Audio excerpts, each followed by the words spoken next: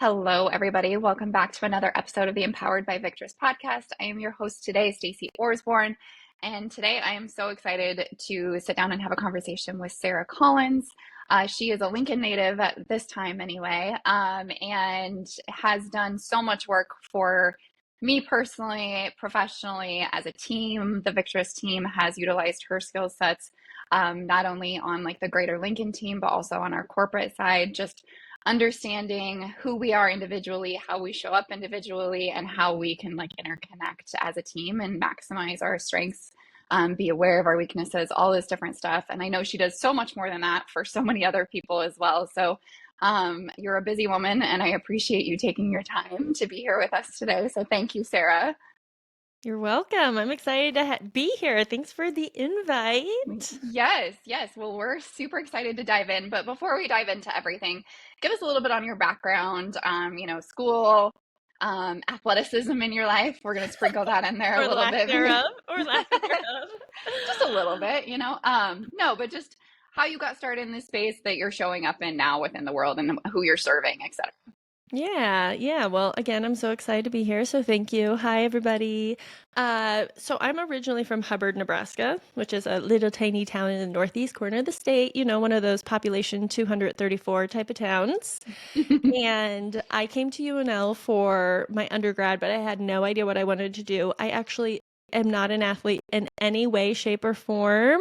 I know you might try to disagree with me, but in high school, I did go out for the volleyball team, and I decided that I did not like it, but I wanted to be involved. So I decided to be the water girl, and I would still go to their morning practices and their 2 days and all that stuff back then because I wanted to be included, but I didn't want to have to do any of the work. I was more of a speech drama band type of gal, which really tracks now if you look at what I do. So when I went to college, everyone says like, what's your major? You're going to college. And I had no idea what I was really good at. My parents didn't go to college, so I was a first generation college student. And I just knew I liked talking, so I thought for sure I should be a broadcast major. And went into that and quickly realized I did not want to be a broadcast major, that what I thought I could do of being famous on MTV was probably not going to be a realistic accomplishment anytime soon. So then I promptly changed my major to advertising. And honestly, I don't even know if I really knew what that is. I took like advertising 101. I was like, sure, this will work. I moved to Texas after I graduated, got a job working in advertising, was pretty miserable all around. Was not what I thought it would be. I was kind of trapped at a desk working on a computer. I was not feeling fulfilled. Ended up moving to Curtis, Nebraska, another little town on the map, if you will. It is between North Platte and McCook, for all of you wondering where that is. And there's a school there called the Nebraska College of Technical Agriculture. And I was an admissions counselor. And so I was on the road 5 or 6 days a week visiting high schools, talking to students and high school counselors about our school. And I really loved this job. And so I ended up going to graduate school back at the University of Nebraska-Lincoln to get a master's degree in higher education with an emphasis in student affairs. I thought I wanted to stay working in admissions. But the program that I was in had a rotating assistantship. So I had quit my full-time job to go back to school full-time, and they were going to pay for me to go to school if I worked on campus. And they said, you've already done admissions, you have to go somewhere else. And so they plopped me into career services. And I really thought, there's no way I can do this. I'm a real lost soul here. I have no idea what I'm doing with my life. And they said, turns out you don't need to know. You just need to know how to ask good questions and to talk to people about what they want to do. And I love that. And I started doing it, and I really fell in love with it. This was also the first time I was exposed to the CliftonStrengths assessment. I took it for graduate school. When I first took it, I got the strengths that I always tell people about now. They're the same ones I use. It's positivity, communication, woo, harmony, and activator. And I was a little embarrassed because I was with, I'm in graduate school and I'm with people with like intellection and strategic and deliberative. And I was just like, do you guys want to come to my house after class and like have a drink?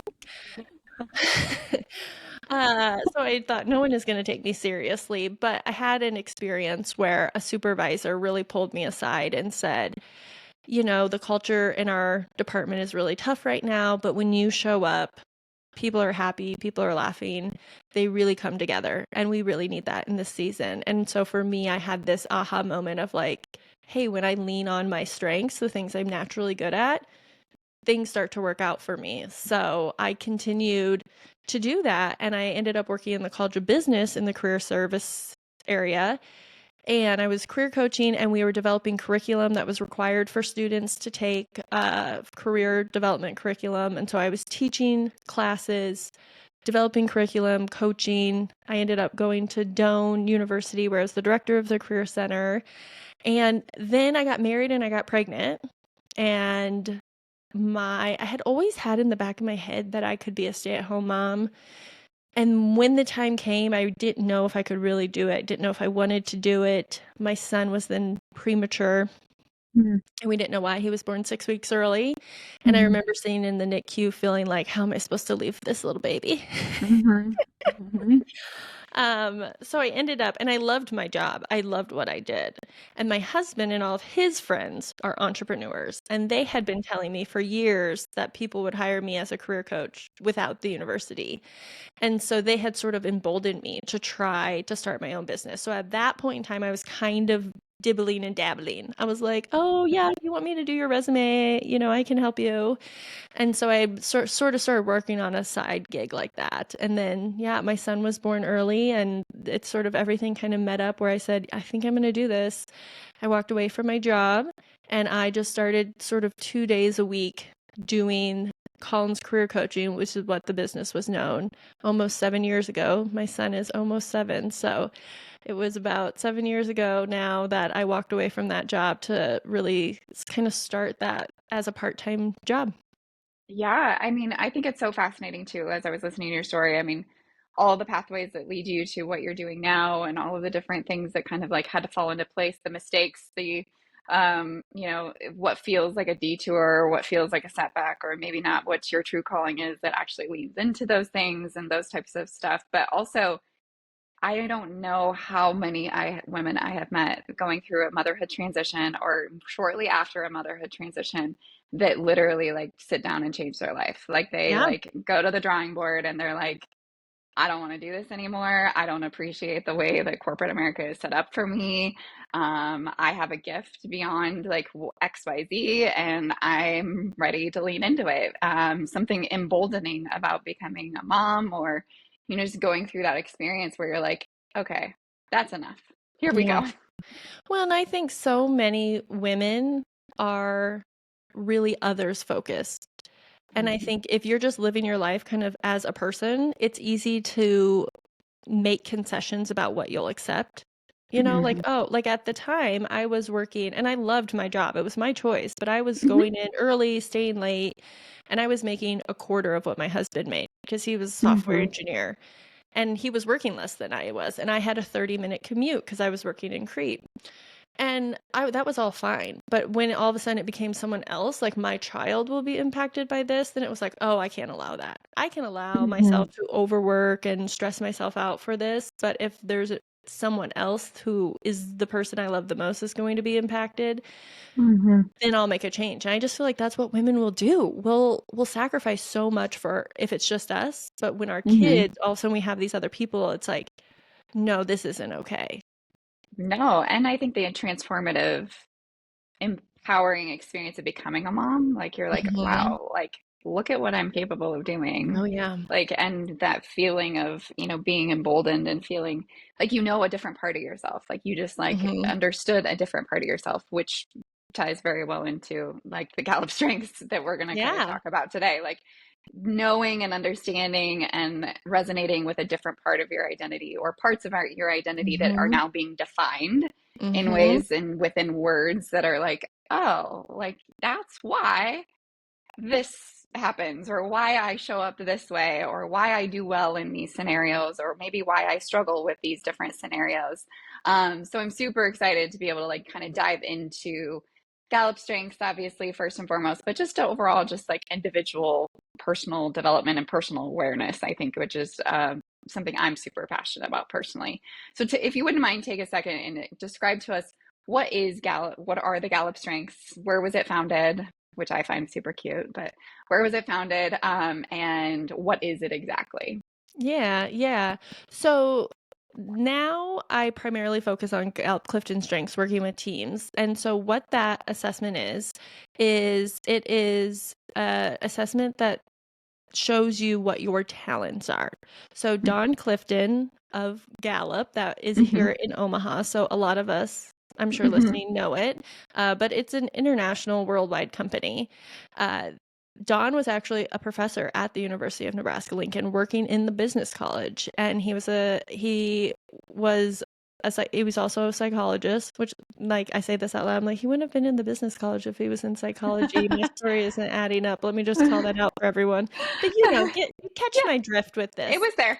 Um, and back then, psychology was really focusing on what's wrong with people. How do we fix people, Mm-hmm. right? Like, someone's showing some symptoms, they're doing some weird stuff. How do we change them? How do we fix them? And when Don came along, he really said, like, what if instead of always trying to fix people, we looked at what was right with people and we focused on that. So it's really this proactive approach.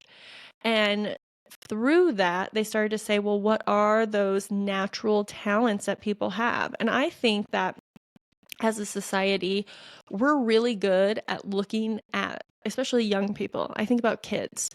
We're really good at looking at them and seeing physical talent. So I think about when my son was like 4, we put him in the YMCA basketball thing. And you go to the gym and they give all the 4-year-olds basketballs and they tell them to Mm-hmm. dribble them. Well, if you've ever been in a gym like that, the balls just go rolling across the gym because they can't dribble. It's But chaos. It's just yeah, mass it's just chaos. chaos. But while we were there was one kid who like could do it, right? He just like was a natural. And I feel like every parent in the gym was like, who is that kid? Where are his parents? What school will he go to? Like, we got to keep our eye on him. He's someone to watch.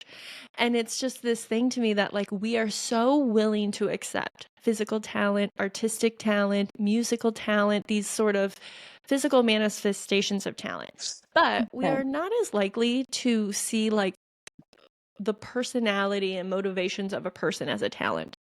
So, we're not as likely to say, wow, she's so good at articulating the way she feels. Wow, he's so good at understanding why someone is upset. Wow, they're so good about thinking through a problem. I think we're getting better at this, but it's still just not, we just don't accept it as like this kid is so talented the way we do with physical things. And so this assessment really is doing that, though. It's saying, let's look at a person and pull out these things, this idea that you are born with talent. Mm-hmm. And if we can figure out what those are and put a name to it, then we can get more of it. We can lean on those talents to get the best of you. Because the research shows us that when we double down on what you're good at, we get exponential results. Whereas if we're always focusing on what you're bad at, yeah, you might be able to get a little bit better, but the best you're ever going to become is mediocre. The best you'll be is average, and it will be a struggle to maintain that. And so if you want to achieve excellence, it's finding the things you have talent in and going all in on those. Yeah. Yeah. I mean, it makes complete sense to me. I'm just going to stand up and let my dog in. That's what's happening right Okay. now. This is how my life rolls around here. No, I think it's so true. And there's, a bunch of different personality tests or, strength assessments or there's like, is that Myers-Briggs that's There's like Myers-Briggs. INFP or something like Yep. that. And then there's MBTI. Enneagram. There's a bunch of different ones out there. But what's unique about the Clifton Strengths is just the spectrum, I think, of how wide the spectrum is in regards to like how many strengths you have and like how they show up in your life. It's a one and done test, like for the most part, from my understanding, right? You take it once and that's kind of just like where you're gonna land, at least for the most of your Mhm. life.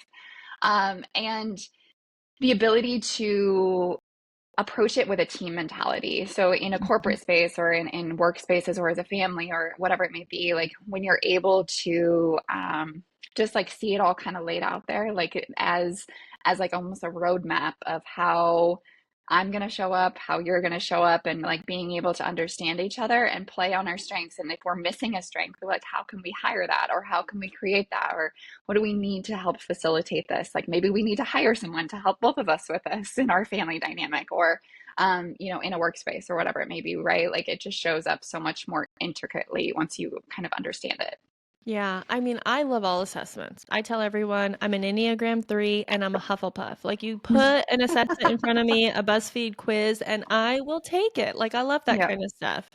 The reason the Clifton Strengths assessment is the only assessment I use in my business is because I feel like it does not put people in a box. Because all of the other assessments really do feel like they say there are X amount types of people and you're this type. And what this says is there are 34 strengths. And when you take the assessment, it shows you your 34 in list order, 1 through 34. And what I teach people is your strengths are your 1 through 10, maybe even your 1 through 15. It's really a gut check. Like, I don't want a piece of paper to tell us who you are. I want you to tell us who we are. The paper is just giving us language to be able to talk about it because it can be hard to articulate. Well, I'm a really good thinker, right? Well, maybe that's high intellection. Or I'm really good at helping people learn. Well, maybe that's high developer. So it gives us some common language that we can learn about ourselves. And Yeah. so we take this, we get this list, and we know we have access to these strengths. And what I love is it is not set in stone. So because if I have positivity and you have positivity, our positivity isn't necessarily going to look exactly the same because we have other strengths that are different around it and we have different life experiences. And that makes sense, right? So we're going to show up a little bit different. And so I always tell people, I used to watch Game of Thrones. I was a big Game of Thrones fan. And I Same. loved it because the characters there were complex. Jaime Mhm. Lannister. Is he a good guy? Is he a bad guy? Do we like him? Do we not like him? It's real hard to get a pulse. And I feel like that is representative, not Jaime Lannister specifically, because he did do some very highly problematic things. Fiction, thankfully. Fiction. All Fiction. fiction. But it represents the fact that people are not all good or all bad. And I think even in the real world, that's true. I do not think there are good people and evil people. I think that there's a mix, right? We're all a little bit of both. There's this dynamic we have. And so that's what this assessment allows for is differences. Yes, we can have a common language. Yes, we can understand our talents, but within that, we build sort of the unique personalities that we have and we can change and adapt. So some people, when they take this assessment, they'll say, oh, I can't believe learner was my number 1 and focus was number 10. I really thought focus would be higher. And I'm always like, girl, don't worry about that. Don't worry about the numbers. It doesn't mean that focus isn't strong for you because it's at 10. Consider all 10, again, maybe even 15 in your tool belt. You have access to those at any time. And so that gives you power, that gives you opportunity, that gives you control that you get to determine how you use those talents to do the things that you want to do. Yeah. Yeah. And I think for me, when I did mine with you, I'm learner, individualization, connectedness, relator, belief. Like those are my top 5.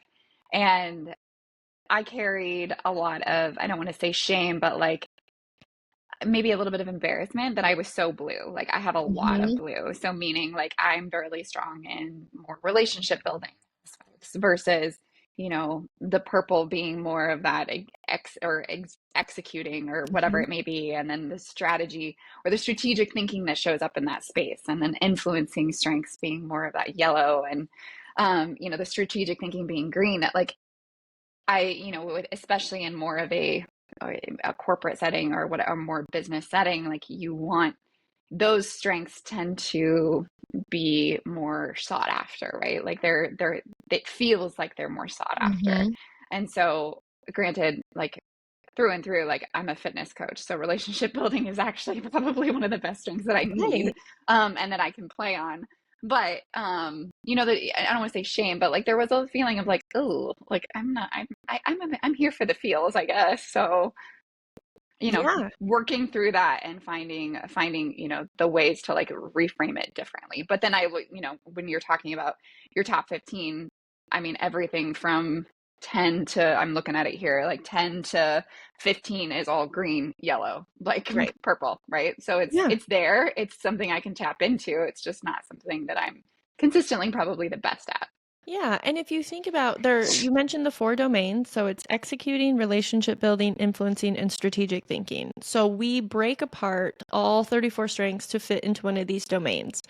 But I always tell people the strengths are not locked in there. This is just how they Mm-hmm. primarily show up. We have to have some sort of social shortcut of how we talk about these things because there's 34 words is a lot to know. So when you want to Mm-hmm. start like telling people about it, it's like, how do I synthesize this? So yeah, if you're mostly blue, which is that relationship building, it's easier to synthesize it to say, hey, I'm a relationship builder. That Mm-hmm. helps me then understand who you are and what motivates you. Mm-hmm. Now, we all do. Every single human does something from all of those domains. Everybody executes, everyone builds relationships, everyone strategically thinks, and everyone influences. It's just how you do those things. So, for you, someone who really leads with relationship building themes, you're going to get things done through other people. I mean, Mm-hmm. I would just bet if you're trapped in your house and there's no one around, you're probably not as effective as when you have or if what you're working on doesn't involve people, right? Relationship building people, they need people to do things, to think strategically. Is it about people? It's probably why you can create great workouts. Even if you're doing it alone, you're doing it for others. So you have Mm-hmm. the lens of the relationship and what they need built into the strategic thinking, even if Mm-hmm. that's not the primary driver. Right. Oh, and it was perfectly said, exactly what you said. I had, after you came and did all of our training, one of my coaches pulled me aside and she was like, "Can you read your top five to me again?" And I read it. I was like, learner, individualization, connectedness, for leader belief. She goes, "That literally sums up everything about who you are." She's like, I feel like I can't. She's like, I mean, out of all of us, like, she's like, I read everybody's and like those five, like, that's you to a Yeah. T. And I was like, oh, well, thank you. Like, that means a lot. Like, just to feel seen and feel like, oh, like these strengths and the way that I show up is really empowering and and transformative, and I see that throughout my daily life, right? But Yeah. when you have the ability to like find an assessment like this or take an assessment like this, you just get to know yourself, and it almost gives you permission maybe a little bit to like Mhm. lean into those things that feel like your flow state, or Yeah. when you just start to get in that flow state of creativity or whatever lights you up inside, all of a sudden you're like, oh, like 2 hours just went by and I didn't even like think about it, right? Like I was just doing me. Yeah. And I love what you said of I felt seen. That's Mhm. exactly right. Like we need recognition. I say to people all the time, recognition is water, not champagne. So many people try to keep recognition back, like, oh, I'll give this out when someone goes above and beyond. And the truth is, as human beings, we thrive on recognition and we need it often. It needs to be specific, it needs to be timely, right? We need it in the little moments. And when you take an assessment like this, it allows us to have a language to say, oh my gosh, yes, you are this, right? Just the Mhm. recognition of someone saying, I see these in you. And Mhm. now we have words for them because in the past we might have thought, like, well, yeah, Stacy, it's hard to Mhm. describe, but because that's sort of how we end up talking about people. But here, if Yeah. we can say, oh, she just loves to learn, she gets so deep into it, and she really can find connections. She's really good at like figuring out how people are connected, right? This gives us then words to use to really feel that way. And if someone says that to you, you're just like, oh my gosh, that is me. It puts the mirror up. And even if you're like, I know myself, to have the mirror that you can look into to say, oh yeah, I can validate that that is true. Mhm. It's so powerful and we feel good. We need that. Like we have to, for ourselves and for others, recognize people, see them, say something. It's loneliness and darkest when we're alone and we're in that like doom spiral of what Mhm. we're not good at. Yeah, absolutely. Before we go, we're going to go into some myths that are kind of surrounding this assessment. But I was gonna wanted to mention, you said something in one of our trainings, I think one time, that you talked about sometimes our greatest strengths, which I mean, this isn't a you quote. I mean, not that you maybe didn't say Hmm. this at some point, but like sometimes our greatest strengths can be our greatest weaknesses, right? Yeah. And the way that, I know for me, I'll use me as an example, and then you can speak to this a little bit more. Like, granted, number one is learner. Like, I knew that probably without knowing it. Hmm. I used to do research papers just for fun on like different things that fascinate me. Like, I just love learning, specifically, obviously, the things that I really care about, because that Hmm. is where that belief comes in, right? Like, Hmm. that belief side of my strength is I really have to believe in something and be passionate about it for me to like really show up well. Um, so I'm knowing that about myself, but I also can find myself in this analysis paralysis or Hmm. paralysis by analysis, excuse me, or like, I don't know how to do this yet, so I'm not ready to do it. Like, I have to figure out all of the things. I have to like make sure I understand the thing enough before I can walk in that room or before I can show up well or whatever it may be. Like, that need to learn to feel Hmm. safe or to feel confident or to feel worthy of certain situations definitely shows up a lot for me. So it's something that I personally have to be super aware of. Like, maybe you don't have to know it all. Just get your butt Yeah. in there. Like, you're going to be okay. Absolutely. But what you're saying is true. We have this list of 34 strengths, and sometimes people get hooked on the bottom. They think, what are my bottom five, and how are those going to get in my way? And how do I mitigate that?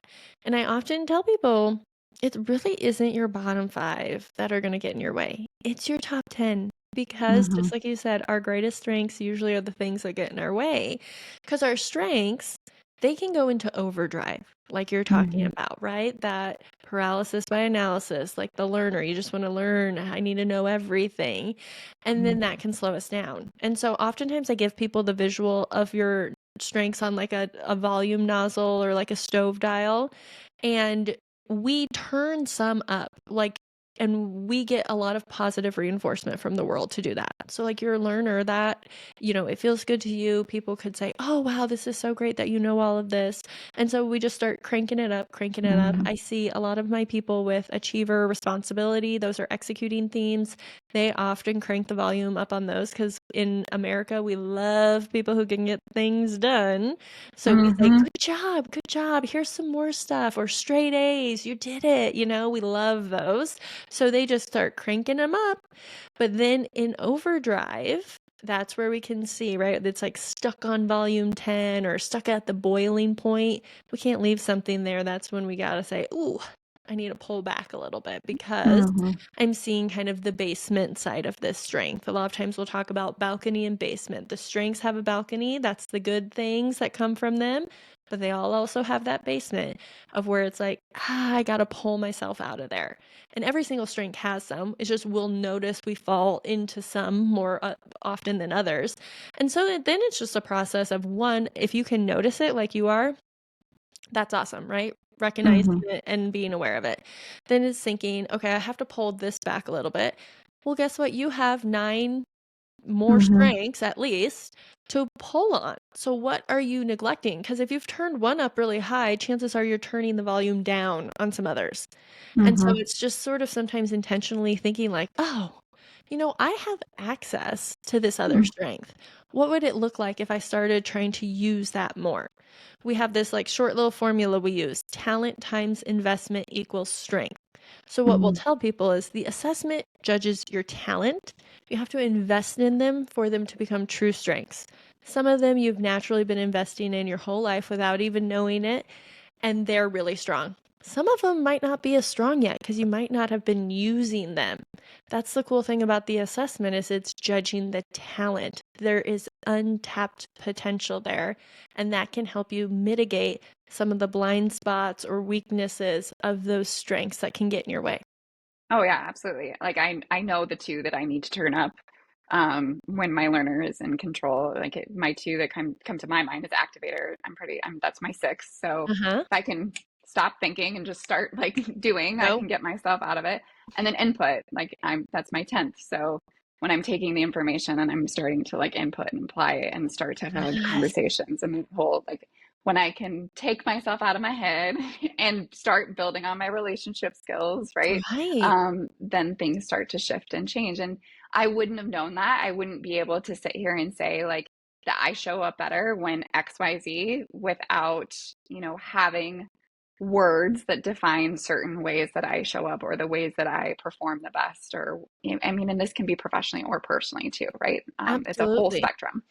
Yeah, and Um, I Go love ahead. I just want to recognize I love that you have that knowledge, Yeah. right? That activator and that input can pull you out of that paralysis analysis and get you moving. What I also notice about that is it sounds like those two, even though if you think about activators an influencing theme, input's a strategic thinking theme, but you lead with mostly relationship building things, and the way you describe those two was when other people are around, like when you Hmm. take the action, you have to have other people around. So this is a great example of how, like, yes, they sit in certain domains, but because you lead with so much relationship building, you use them in that way, Yep. right? It's like, hey, I Yep. got to get out of my head. I got to get to the people. I got to start doing and giving what I know to people. So therefore, they only strengthen your talent as a relationship builder. Woo! I got chills, girl. That was good. No, it's so true. It's so true. Before we move on to the myths too, I just thought of something that I think shows up. Obviously, our listeners, a lot of them are women. Right? I think empathy is something that shows up very high for a lot of women. I'm probably generalizing a lot there, but I do believe that that is a pretty high strength. I know for our team, Mm-hmm. relator and empathy are really high for a lot of our team.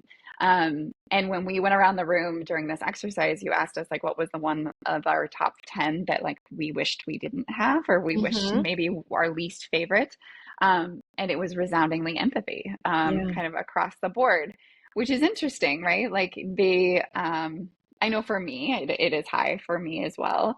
It can be draining. It's a Absolutely. draining strength. It is something that you want to be able to shut off sometimes because it Yeah. can like feel like your kind of nozzle is on, like you mentioned in that volume. Like it just feels like instead of a volume, it feels like a faucet and it's just Mm-hmm. going. And so, how do you navigate that with it? Do you see that more in women? Is it something that resoundingly we struggle with or like we feel pride in? What does that show up in the people you've worked with? Yeah, well, first I'll just say Gallup has not released the stats for genders anymore in the strengths. They used to do that and they don't do it anymore, so we don't have the data on that.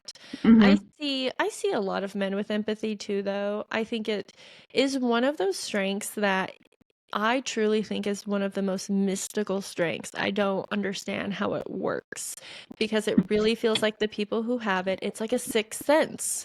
Yeah. It really is, and I think it's kind of magical.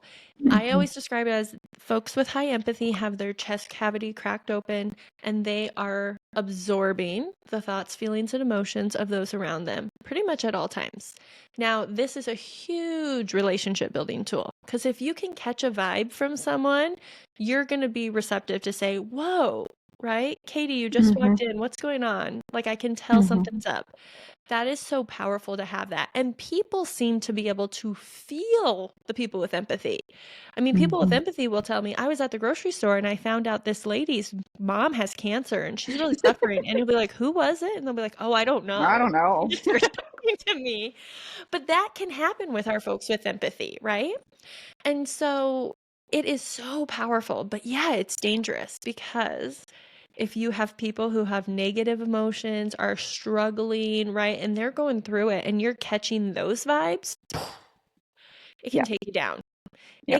It can change your whole day. You might have been going through and having a great day and all of a sudden smacked. Mm-hmm. You get that. And so a lot of the coaching I'll do with the empathy folks is how do we set boundaries? How do we really assess who's in our life, right? Because Mm-hmm. some of it we can control. You might have that one friend, man, you love her, you've been friends forever, but if her energy and her everything is negative, complaining, always, on that bus, it might be good to limit the time you're with her if you find out every time you're with her, you feel like crap after. because Mm-hmm. all of that, right? And maybe it's a conversation you need to have, right? I can't like blanket statement to say don't be friends with negative people. That's not what I'm saying necessarily, but for the empathy Says the people, woo girl. yeah, I was like, be friends with everyone. Uh, but empathy really does need to think strategically about who am I letting into my space Mm-hmm. because they can be impacted by that. But I always say, you know, a lot of people we talk about empathy all the time. People get anxious when it's high and they get anxious when it's low. And for the people that's high, I say, you know what? We know now through research that empathy is one of the best traits a leader can have, Mm-hmm. right? In the past, we sort of had very masculine ideas about leadership, and we thought they had to be kind of cold and calculated and like, go do it. And now we're learning some of the best leaders, they really lead with empathy. And so Mm-hmm. to have that as a natural talent, what a blessing. It's just you have to be able to manage it for your own peace of mind. Now, people also get nervous if empathy is in their bottom five. They'll say, well, I have empathy. Like, I'm not a serial killer, I promise. Mm-hmm. And of Right. course you do. Like, the talents we see in Clifton Strength, that is talking about innate talent. And it is one word to encapsulate a whole sort of set of traits. And you have different traits with even in that set, depending on your other talents. Now, there are also skills in the world, and like anybody can show empathy, right? Like you can learn that. And sometimes that empathy, if we think from a talent perspective, it's coming from other places. You know, if Mm-hmm. you are a leader, and an employee comes to you and they say, my dog just died, you know, and I don't have kids and I just love this dog. If you have no empathy, empathy's 34, but like you're a person, Mm-hmm. maybe you have strategic, right? Maybe you have input. You could say, oh my gosh, I'm so sorry. You know, I know when my mom's dog died, she took a day off work. Would that be helpful for you?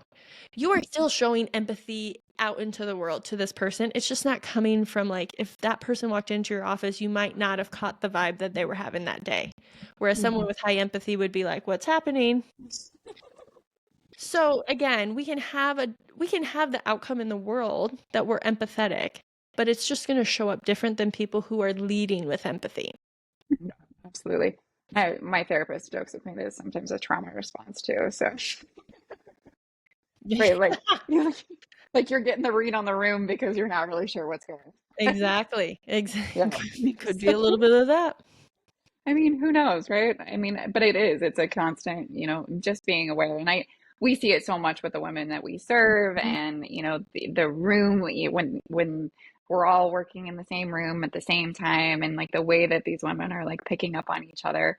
I think that we can define it as empathy or we can also just define it as intuition, Yeah. something that women are also very, very good at, Yeah. consistently. And there's other strengths that also show that, like high individualization, which is another relationship building theme. It is really when people see the uniqueness in each person. But one of the key qualities of that is having a good intuition. Like, I Hmm. find that my high individualization people can usually read people pretty well.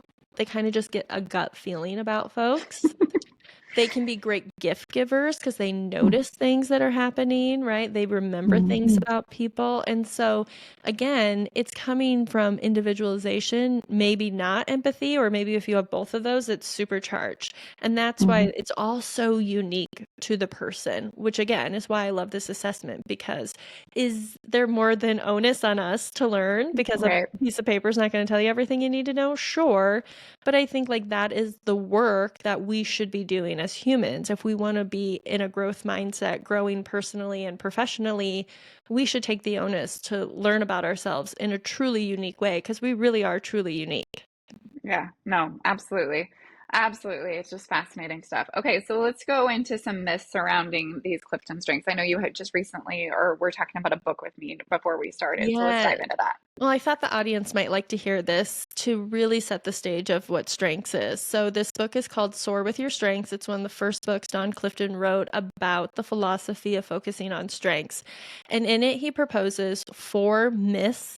And this book was written a while ago, but I'm telling you, these myths are true. So, I wanted to talk about them a little bit with you. So, the first myth is fixing weakness will make everything all right. Mhm. Just like I would love, like, what are your thoughts? Like, what do you think about that? Fixing weakness will make everything all right. Is that what you said? Mm-hmm. I mean, I think I'm going to come from an exercise Mm-hmm. perspective, right? Like I'm a coach, I'm Mm-hmm. a fitness professional. Yeah, let's do it. Fixing the weaknesses of your joints, fixing the ligaments of attaching to those muscles to bone, the strength of your muscle, like all of those things. Fixing those weaknesses could absolutely like make you a stronger person on like a physiological level. Um, but I would also argue in a lot of different spaces, what are we trying to fix? Why do we need to fix something? I mean, Yeah. obviously fitness professional, completely different scenario, but when it comes to like who you are and how you're showing up in the world, why do we feel the need to consistently fix, quote unquote, fix ourselves? Yeah, and I like your fitness example, and I think it's going to play good into this example. Think about like if you're writing a paper. This is the Hmm. example the book uses. You can go through and fix all the spelling and grammar issues. Does that mean it's going to be like an amazing paper? No, No. it might be an error-free paper, but it's not necessarily going to be well written, right? Like, think about Hmm. that. And so when you're talking about fitness, I think about the same thing. Like, yes, you can fix the joint issues and some of those issues, but does that mean you're going to still be consistently coming to the gym? Are you going to still be having good form? Are you going to be doing the type of workouts that are good for your body? Right? Hmm. Like, we want to manage weakness. We can't ignore weakness. We want to Hmm. manage it. Yes, we have to fix the typos in the paper, but we want to focus on the strengths, right? Hmm. That's how we get excellence, is we find out what are those things that people are good at. So we can't just only fix weaknesses and expect everything to be perfect. Well, and if you think about even just athleticism or motivating athletes, or even the way I talk to my own children about like, I have boys in high school age that are navigating showing up in the world and how they're showing up in Mm-hmm. the world and how their performance goes and those types of things. If we're going to ruminate on the negativity, we're going to spiral down into the negativity and we're not Exactly. going to be able to come back up. Whereas if we talk about what did we win? Like, what did we win? What did we gain from this experience, even within the loss or within the failure? What did you learn from it, and how do you respond to that Mm-hmm. failure or that opportunity? Because I believe, energy speaks, and the positive versus negative vibes out there and how we Yeah. think about it as motivators are hugely important. And I think old school coaching was like, Mm-hmm. you're a failure, or, yell at you and negative and beat you down and all of those things. Get better at this, work on your weaknesses, versus now it's like, yo, like you're doing that really well. Like, That's let's right. keep it on that, right? Yeah, there's a great book called oh, now it's gonna slip my mind. The Strength Switch. It's actually a parenting book. And it doesn't use CliftonStrengths, but it's just talking about strengths in general. And that, what you were talking about, this parenting example, is what the whole book is about how we tend to harp on, you didn't clean your room, you didn't get an A on that paper. Like, we're constantly pointing out what they didn't do. And the research and the data that says if you switch it, hey, I like how you put your bike in the garage, you Mm-hmm. know? Hey, you're killing it in art. Like, I don't know what you're doing in there, but your grades are awesome. Work you're bringing home is great. It's what the change happens. Yes, there are still going to be weaknesses we have to manage. Like, hey, we can't have you failing algebra. Like, I'm not saying you have to get an A, but we need a pass. Like, what can we do to do that? But that's the thing. Like, even if you look at like report cards, most parents, if you see your child's report card, the first thing you're going to say is, "Why'd you get this bad grade?" Not, "Oh my God, look at this good grade you got." Right, And it's right. flipping the script. How do you focus on the strengths and manage the weakness, not focus on the weakness and just assume everything else will be fine? Right. And I think a lot of people, specifically to the assessment, to your point, like they're looking at the bottom half of their list, or they're looking at Mm-hmm. like, how do I get better at that? Like, how do I get better at these things? How do I get better at these things? Versus like, okay, let's switch and like look to the top and like, how do we maximize these things? And how Right. do we make sure that I'm making choices in my own life and the environments that I go into, the boundaries that I set, the people I surround myself with, all of these things in a way that allows me to show up as the best version of myself versus like worrying about trying to like fix the problem, I guess, on the bottom half of the list. Yeah, exactly. We only have so much time and so much energy. Why Yeah. spend it all trying to like figure out what's wrong with us and just really Yeah. beat ourselves down for it, as opposed to spend that precious time and energy saying, yeah, I'm going to double down on these things I'm good at. Some of those weaknesses you will have to manage, but why Hmm. spend all the energy focusing on that? Which leads us to myth number 2, which is let the strengths take care of themselves. What do you think about that? I think there's a part of me that when I hear that, I'm like, well, you can't just like sit back and let this life just happen to you, right? Like you have Mhm. to like get in there. You have to like be in the woods, or the man in the arena quote, right? Like that's like what ruminates through my head of like, though you have to lean in and like be a part of the process, but also trusting the process, trusting who you are, I guess is where what I hear in that. Like, I'm going to trust that my strengths are going to guide me to, if I'm leaning on them and I'm utilizing them, they're going to guide me to make the right decisions for myself, show up in the right circles, create the right boundaries, and choose the right job or whatever it may be. Yeah, yeah.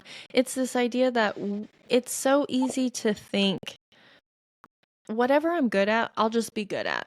I can just Mm-hmm. ignore it, right? Like I'm a good public speaker. Well, I don't need to practice that. I'm already good at it. I should practice how to manage my budget because I suck at that. Mm-hmm. That's not true, right? That's Right. not how I become great at what I do. Like I pay someone to manage my budget and I focus on speaking. I'm already good at it, but the more I focus on it, the better I get. If you want to achieve excellence, you can't just leave your strengths up to see what happens to them. They'll still kind of flounder. You might get Mm-hmm.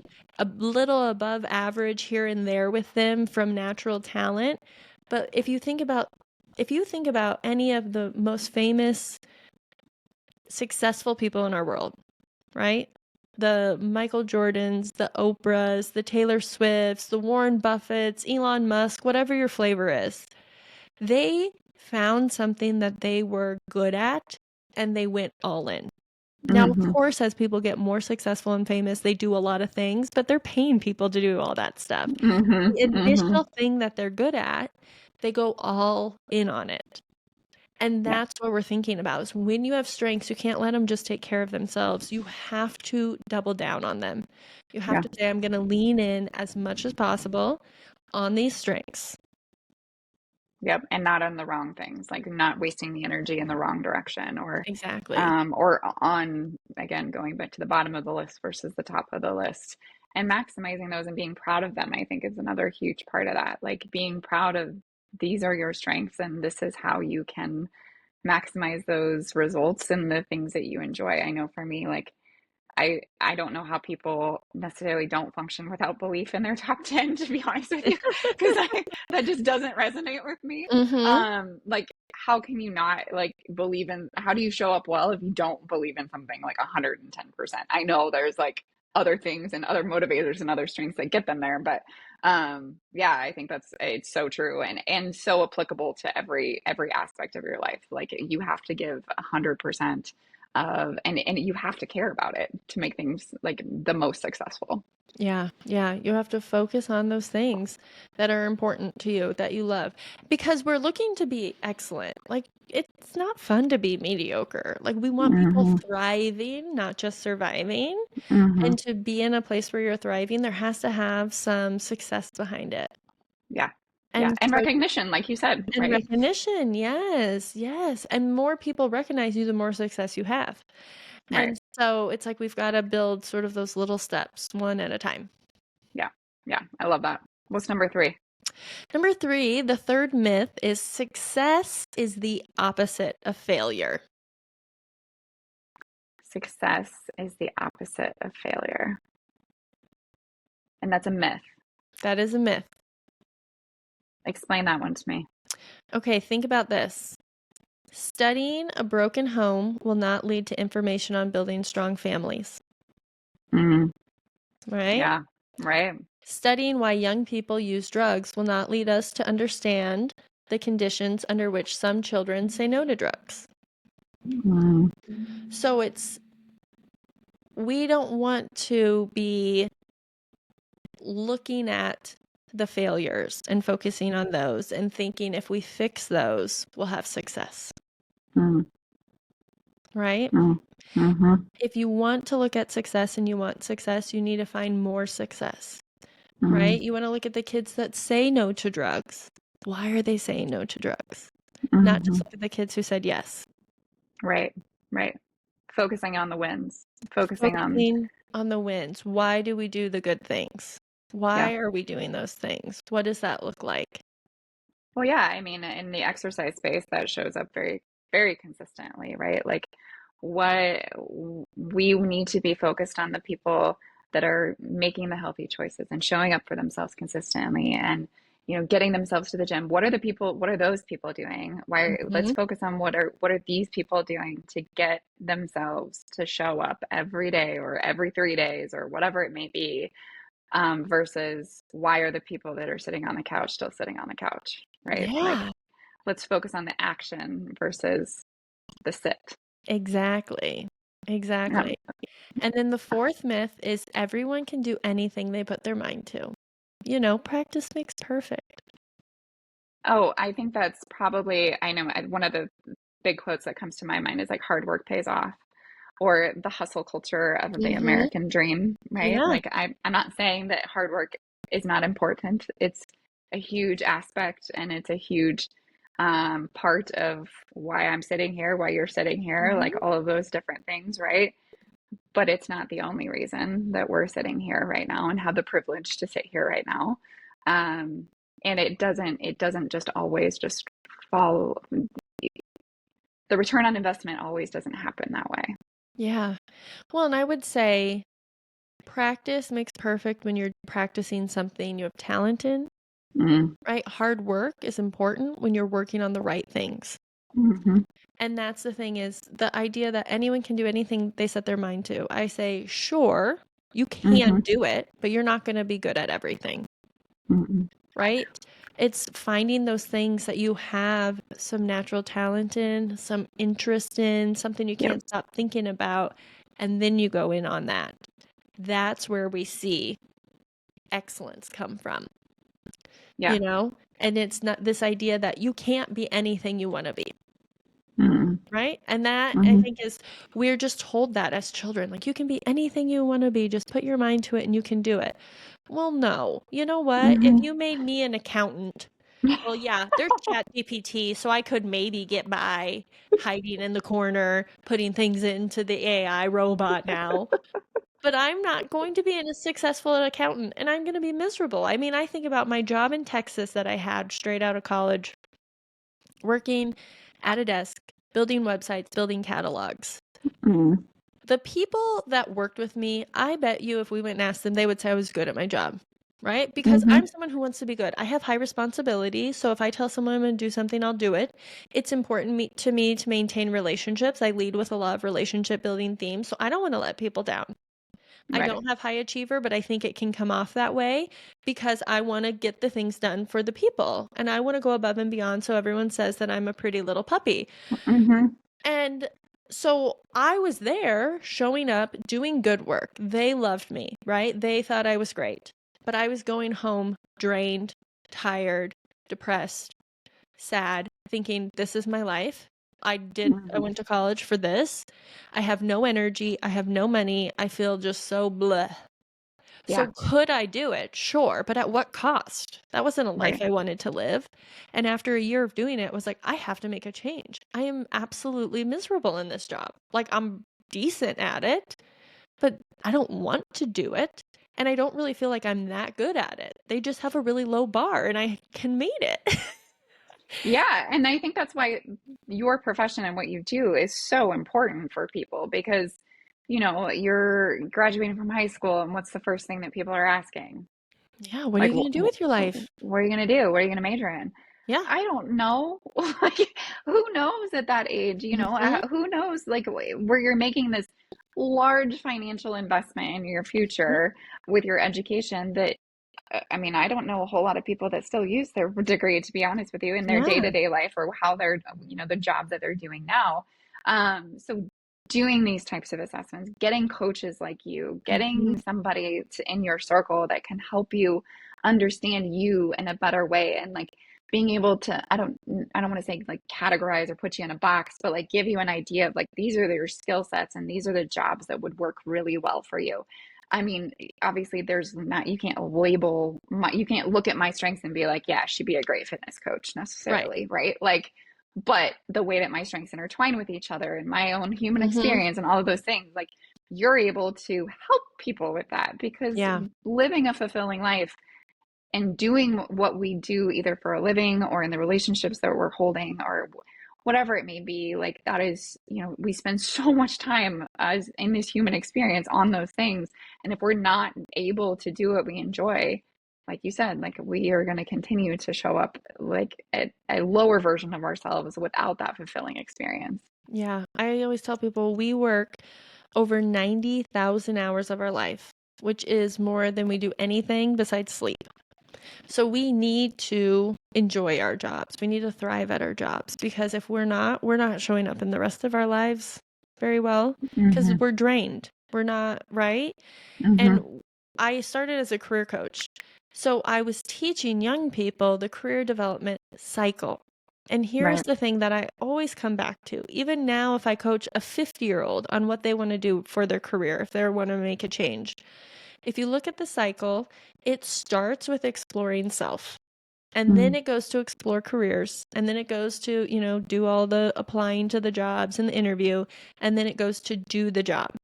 But then Mm-hmm. the circle loops back around to explore self, because this is not linear. It's not starting at one point and ending. We are in a human experience and we will change. You have to know how to explore self. And I think that this is the disservice we do to young people, is we don't teach them how to learn about who they are. We Mm-hmm. teach them a lot of good stuff, but we're not teaching them how to learn about who they are, which is why I can meet with a 50-year-old and I can say, hey, what are your interests, skills, and values? Which are three of the things that I look at with strengths to help someone decide what they should do for a career. And they say, I don't know. I don't Mm-hmm. know. They might be able to say, well, I'm good in QuickBooks. And what else? Right. Right. And it can be really hard they just don't know their interests, their skills, or their values. And I think this is where we've gone wrong. We Mm-hmm. really need to look to our young people and say, hey, one of the most important things that you can do is figure out who you are, and know you're going to change, and that's Mm-hmm. okay. And so Mm-hmm. let's help you learn who you are. What does that look like to explore it? What do we need to notice in our body? Let's notice when we feel alive, we feel happy, we feel in flow, we can't sleep at night because we're just buzzing. What was happening that day? Write that Mm-hmm. down. That is clues to where your talent is. Mm-hmm. Vice versa. When are you depressed? When are you low energy? When do you have brain fog? When are you feeling just so disconnected? What was happening then?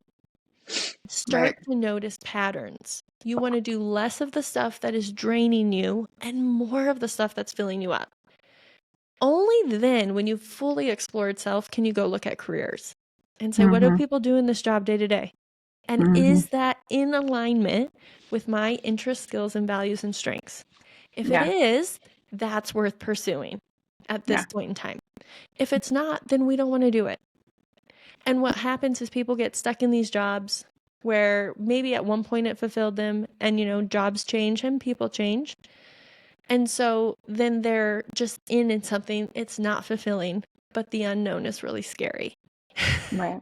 Right. And they're almost comfortable in the misery, Yeah. because the idea of leaving the misery is too uncomfortable. So Mm-hmm. then that's also where coaches can come in handy to help people make a change and have the confidence. And also community is huge in that too. Just having friends and Support. confidants and Mm-hmm. support to say, I'm not thriving in this job. I got to do something else. Yeah, absolutely. Real quick before we close today, in respect of your time, specifically the stay-at-home mom, right? Like, Mm-hmm. she's sitting here listening to this. Maybe the career path was, previously, or it's not Mm-hmm. something she wants to do in the near future. How does she play on these strengths, and how does she, maximize these strengths just in quick little tangible ways? Um, to feel like she's living that, obviously taking care of your children is a Yeah, very, if that's your choice, it's a very fulfilling experience. But like that, sometimes I feel like women within that space can feel hmm. very like, I don't What know, about me? what about me? Like, what am I supposed to do? Like, what's my value? What's my input? Yeah, Like, what's my contribution here? Obviously we know what the contribution is, of but course. Well, yeah. and I just want to say that, like, as someone who stayed home for, when my son was born, I was working 2 days a week, but I was staying home three. And then we had twins. That was the part Yeah. of the story I didn't tell, right? When Henry was 18 months old, the twins were born that day and the next day because they, of course, don't have the same birthday. Why would they? But so at that point in time, I stayed home for the first 6 to 8 months with all of them. And then I just went back to 2 days a week. So I feel like I have lived that stay at home mom life. And I just think, God bless you, women. Same. Same. Yeah. It is so hard. It was harder than any job I've ever had. The hardest Same. job ever. And it does Like, not get enough credit or accolade because it is just, I think even women who have such a talent in that arena, it still can be a struggle. I've talked to my yeah. therapist about this. She confirmed that it is a struggle. Well, Um, it's like household CEO, and also like, I yes. mean, it's everything. But It's like everything. humans are meant for connection. So if you're like trapped in the Yeah. house with the little people, and I love my children, but like it was sort of this like little kid hell. I mean, we had Yeah. three babies and Yeah. then three toddlers. And so it was just this like, so I just want to say like, I love all of you so much. Um, and I actually, so during the pandemic, I do coaching for Rise Lincoln. So that's through Yeah. the chamber. It's for women in business. And we do free coaching groups for our community because we just feel like we love what coaching can do. And in the Midwest, coaching isn't as strong and hasn't taken off as much as it has on the coast. It's getting better, but there's still so many people who are like, why would I hire a coach? So we Right. offer free coaching for women so they can get an introductory. So we do group coaching. And I had always done mine on CliftonStrengths. During the pandemic, we were sitting on a Zoom call talking about what our coaching communities were going to be. I'm home with my three kids, drowning, literally Mm-hmm. barely surviving, trying to talk about this community. And I realize of all the amazing coaches, no one's talking about mothers. Mm-hmm. And obviously, if we're talking about women in business, a lot of them are mothers. Mm-hmm. And so I was like, I am going to do mine on motherhood. And in that moment, my activator came out and I just said, I'm calling it Strong as a Mother. I'm going to figure out how to use strengths in motherhood. I am not a mother coach. I am not a parent coach. I don't know this, but I'm going to figure it out. So I developed this Mm-hmm. group and I've been leading it. And I still lead it every summer for the chamber for free. For women in our community. So if you're in Lincoln, it's interesting to you, please join. All types of mothers join. Stay-at-home moms, moms who have kids who are old and out of the house and, are grown and left. Moms in the middle, everybody. We've had all kinds of moms in there. And so we talk about this thing though, of like your strengths, your Clifton strengths show up in every arena of life, not just at Mm-hmm. work. And looking at how do you use those at home? And it's Mm-hmm. so interesting because what I would say is I know they show up for people, they just usually show up differently. What we have leaned on in our work may not be what we lean on in at home. Whether we're stay-at-home mom or we're working, when we come home, we sort of trade off hats. Mm-hmm. And so it's thinking, oh my gosh, I am noticing I am using these things. And then it's just being strategic because this is the thing, like sometimes I've had a mom before who did not have a lot of relationship building or influencing themes, very executing oriented, very strategic.